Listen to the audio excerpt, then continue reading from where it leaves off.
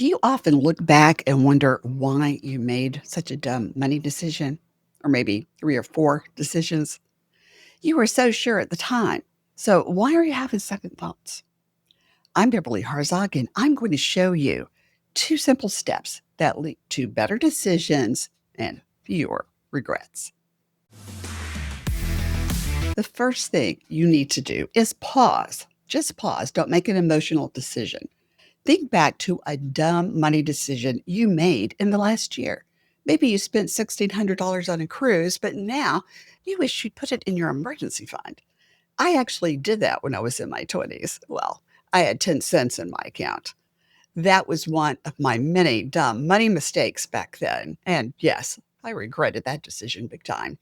Another example is maybe you sold stock during the last market crash, and now it has rebounded and it's at an all time high. You panicked and you made an emotional decision. You need to pause and take out that emotion. Then you can focus on what the opportunity will actually cost you. Every choice you make has an opportunity cost. That's a concept in microeconomics. Microeconomics explores how individuals and families make decisions about how to spend or save their money. When faced with 2 choices, the opportunity cost represents the money or the value that you give up when you make one choice over another. Once you allocate money to the decision, it can't be used for anything else. It can be on a small scale, like buying a Starbucks coffee every day for $6. I make my own coffee and get Starbucks whole beans, usually on sale. I grind my own beans, I French press it. Yeah, I love my coffee. With supplies, I spend about $1.50 a day. If I buy it at Starbucks, my opportunity cost is $4.50 a day. Doesn't seem like much, but think about the whole week. That's $31.50 per week I could use on something else. If you want to keep your latte, keep your latte. Just be aware of the opportunity cost.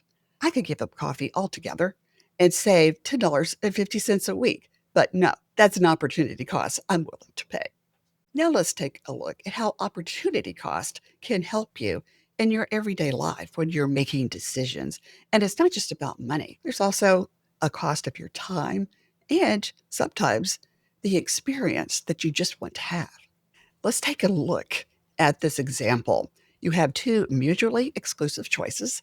Think about what you're giving up to make a different choice. The opportunity cost is the value of the choice not selected.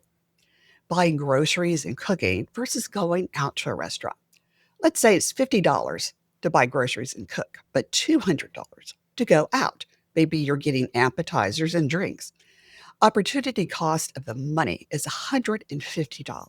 Once you spend that $150, if you need it for your emergency fund or to pay down student loans or credit card debt, you can't do that. That money is gone. Now let's look at the time. It takes more time and effort to go to the store and cook. I was a working mom, and at the end of the day, I was tired. Going to a restaurant meant I could be done with dinner within an hour, at most 90 minutes. The experience part of it is also part of the opportunity cost. If you're stressed or tired and you need to relax, cooking doesn't let you do that. Going out makes you feel pampered. If you're living paycheck to paycheck, money saved has to be your top consideration. Once you're in a good place financially, then you can consider other factors such as time and the experience you want. There's one more type of opportunity cost that I want to mention, and it's important too, something to consider. Remember earlier I mentioned about panic selling stock. Assuming the stock comes back and continues to gain value, your opportunity cost is the lost value and the earned interest you could have had in your retirement fund when you need it. There's a short-term opportunity cost and a long-term opportunity cost.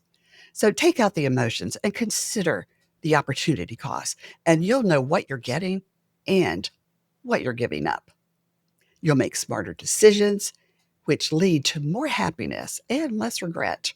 If you found this helpful, please give this video a like and subscribe to my channel. And as always, if you have any questions, leave me a comment. Thank you so much for watching, and I will see you next time.